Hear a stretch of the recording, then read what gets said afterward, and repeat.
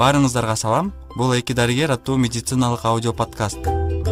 Анын алып баруучусу мен дарыгер, жалпы хирург Эрмек Исмаилов жана кесиптешим Бегимай Жетимишева.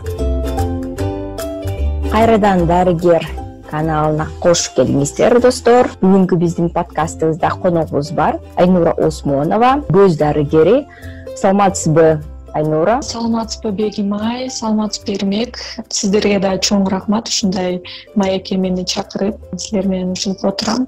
Эми өзүмдү тааныштыра кетсем, мен Осмонова Айнура, Кыргыз мамлекеттик медициналык академиясынын 2017-жылкы бүтүрүүчүлөрүнүн биримин. Ушу Бишкекте улуттук госпиталдын 2-көз микрохирургия бөлүмүнөн билим алып чыгып, азыркы учурда Ош шаарында жеке медициналык борборлордун биринде иштеп аткан учурум. Рахмат, Айнура. Сизден сурайын деген бир суроом бар эле. Азыркы оор кырдаалда могу коронавирус илдети абдан курчуп жатканда сиздин өнөкөт ооруган бейтаптар менен онлайн консультация жүргүзүп жатасызбы? Карантин боюнча айта кетсем, ушу биз да кырдаалга байланыштуу карантин учурда ушу ишибизди токтотуп турууну туура көрдүк. Жана ушундай эле биздин бейтаптар менен биз онлайн консультация менен иштеп жатабыз. Дагы ал эми биздин план боюнча келе турган бейтаптарыбыз кандай убактылуу бир убакытка жылдырылды. Карантин убагында баары үйдө отурат, телефон,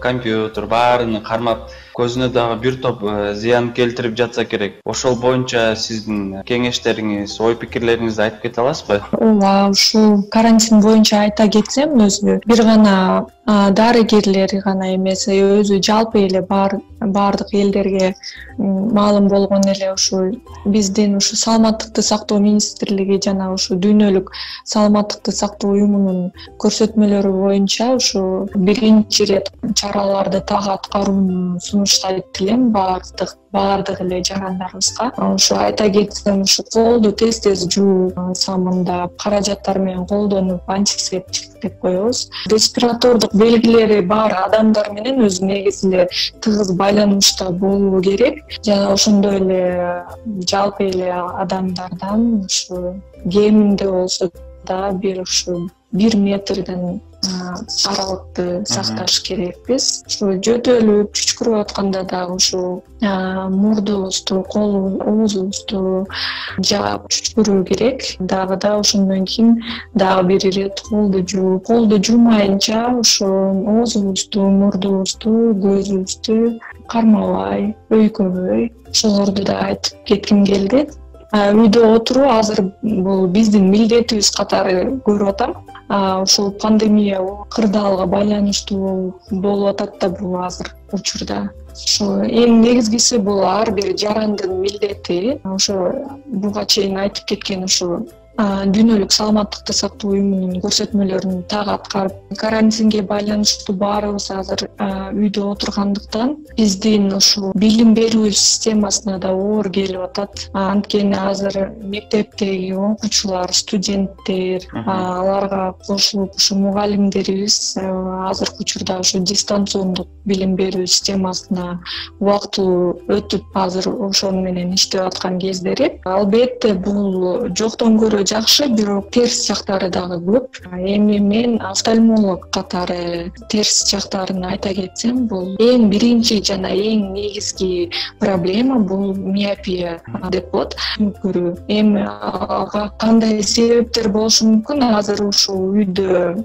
миопияга эмнелер себепкер болот? Ага жарыктын жетишсиздиги болушу мүмкүн. Буюмдарды өтө жакын китеп болобу, жазуу болобу, ошонун баары себеп болот. Анткени көз чарчап, миопия барлардын анын алдын алуу үчүн дагы баарынан мурда бул көздүн иштөөсүнө ыңгайлуу шарт түзүп бериш керекпиз.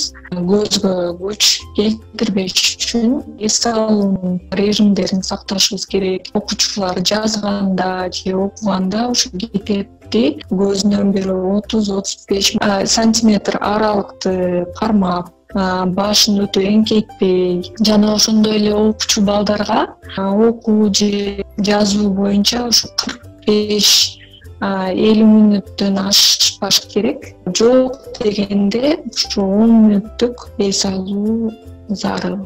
Айнура, айтыңызчы, сиз айтып атпайсызбы, эгер буга чейин миопиясы болсо, оор көтөрсө болбойт деп. Канча килограммдан болот, уруксат берилет?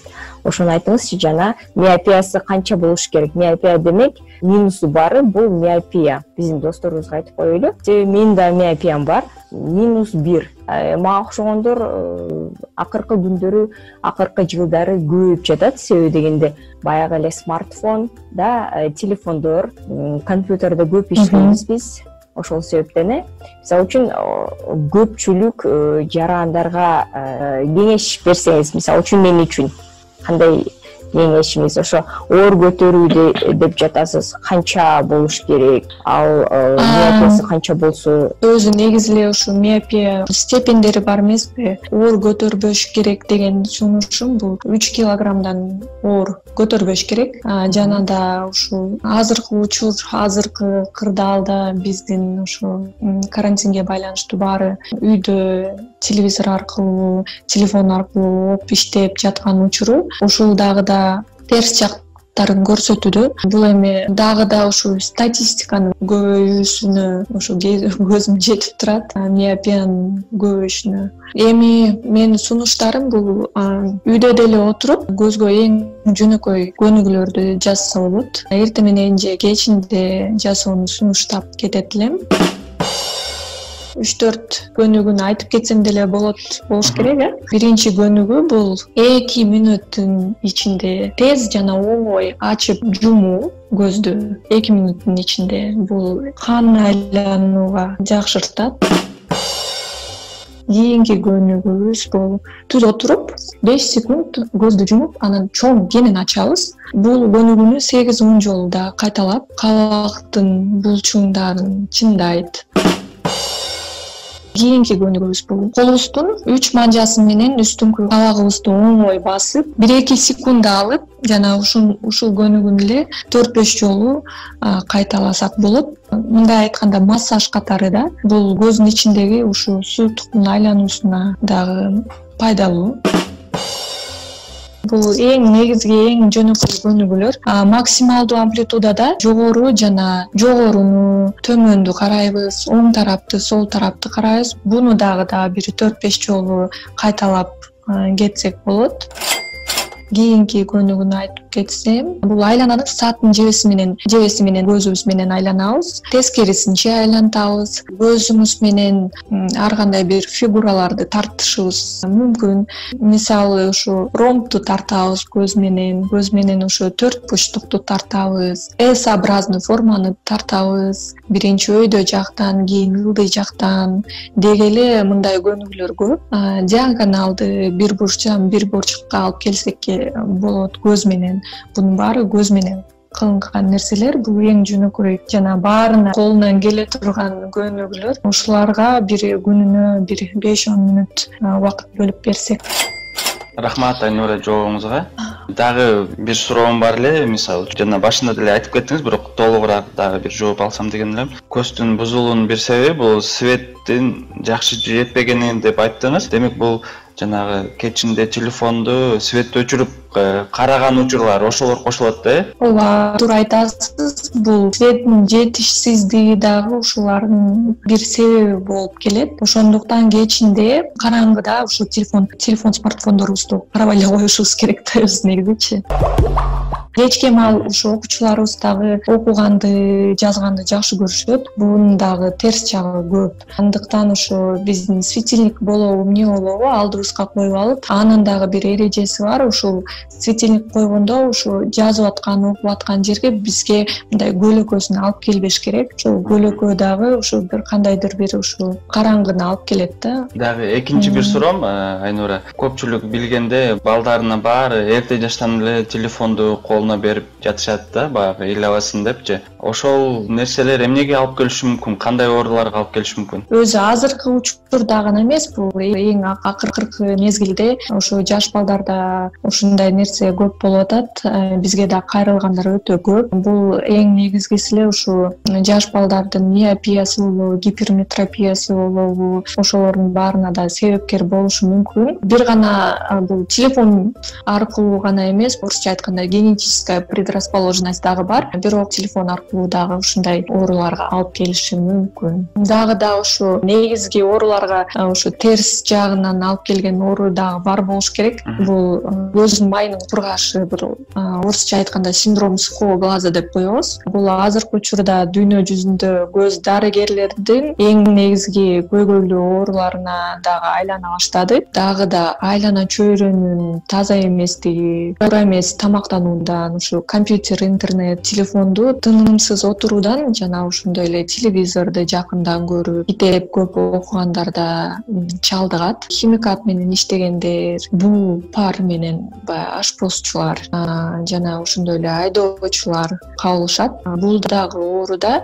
көздүн булчуңдары талып, көзгө күч келет. Эми эң негизги ушулардын баарына мен өйдө айтып кеткен сунуштарымды колдонсо жакшы. Витаминдерди ичүүгө сунуштайт элем. Кандай витаминдер мисалы? Витаминдер жөнүндө айта кетсем, бул А, Б, С, Е витаминдери жана ошондой эле кальций, цинк витаминдерин колдонууга сунуштайт элем. Эми бул дарыларды биз дарыгердин көзөмөлүндө ичүү керек. Бул витаминдерди болсо биз ушу күнүмдүк жер жемиш жана тамактануубузда деле колдонсок болот. Витамин А бул өзү ушу көздүн торчоосунун ушу ден соолугу үчүн маанилүү да. Бул витамин Аны биз өрүктөн, сабиздин жана болгарский калембирдин курамында болот. Ошондой эле витамин С ушу кан тамырларынын абалына таасир берет да. Бул эми биздин цитрус жемиштерибизде болот жана да азыркы учурда ушу жазында жаш картошкада болот. Витамин Б группасы өзү ушу нерв клеткаларынын абалына жооп бере турган витаминдерибиз. Ошон үчүн бул дагы маанилүү. Жана дагы ушу көрүү органы менен ушу мээ кабыгынын ортосундагы байланышты да камсыз кыла турган витаминдер. Айта кетчү нерсе, азыркы күндө ушу вирус COVID-19 жаңы түрү менен алып келген пандемия менен көрүшүүдө мезгилибиз болуп атпайбы? Эми бул күндөр да артта калат деген ишенимдемин. Айта кетсем, ушу Америкалык офтальмология академиясынын маалыматы боюнча, акыркы маалыматтар боюнча, кээ бир эсептөөлөр боюнча статистикалар дагы болуп чыккан. Коронавирустун жаңы чыгышы ушу конъюнктивитти дагы жаратышы мүмкүн экен. Конъюнктивитти айта кетсем, ушу конъюнктиванын тагыраак айтканда ушу көз жапкагынын ички чел кабыкчасынын сезген иши болот. Вирус бөлүкчөлөрүнүн дем алуу жолу же болбосо ушу конъюнктивага чоң тамчылар тийгенде улам пайда болушу мүмкүн экен. Ошондуктан дагы биздин ушу дарыгерлер ушу экипировочный костюм ылайыкташтырылган ушу очкилер менен иштеп жаткан кездери го. Биздин жөнөкөй жарандарга дагы бир ирет айткым келип турат. Ушу эшикке каяка чыгып келүүдөн кийин сөзсүз түрдө ушу айтып кеткен чаралардын баарын так аткарып, ушу бети колду жууп, ошондой эле ушу жуубастан ушу оозду, мурунду жана да ушу көздү ышкабаш керек, кармаш керек. Рахмат, Айнура. Дагы бир суроом бар эле. Эгер ош шаарында экстренный порядке дегендей көзү ооруп же кызарып, шишип калса, кайсы жерге кайрылса болот? Бул боюнча Ошто экстренный случай болуп калса, шаардык ооруканага кайрылса болот. Офтальмология бөлүмүнө, Офтальмология бөлүмүнө, шаардык ооруканага кайрылса болот. 24 саат бою иштешет, дежурный врачтар болот. Дежурный врач болот, ооба. Рахмат. Мен дагы кошумчалап айтып кетсем, Бишкек шаары боюнча бизде дагы тез жардам керек болгон болсо, Московский Тоголок молдо көчөсүндө офтальмология, көз оорулары бөлүмү бар, ал жерге дагы кайрылса болот. Эрмек, билесизби, Баканбаева көчөсүндө дагы көз дарыгерлердин бөлүмү бар, урология центри бар, ошонун 5-этажында. Эгер кандайдыр бир жаракат болсо, травма болсо, ошол бөлүмгө кайрылсаңыздар болот. Рахмат, Айнура, биз менен бөлүшүп, жок дебей келип катышып кеткениңизге чоң рахмат. Бүгүнкү сиздин кеңештериңиз менимче абдан керектүү, айрыкча бүгүнкү күндөргө аябай керектүү кеңештер болду. Биздин угуучуларыбызга кичине өзүнүн көздөрүнө кам көрүү сабагы болуп кетти. Дагы бир жолу айта кетейин, биздин дарыгер подкастында Айнура Осмонова, көз дарыгери, Жетимишова Бегимай жана Эрмек Исмаилов алып баруучу болду. Бул аудио подкаст Кыргызстан Сорос фондунун жардамы менен жазылган. Саламатта калыңыздар.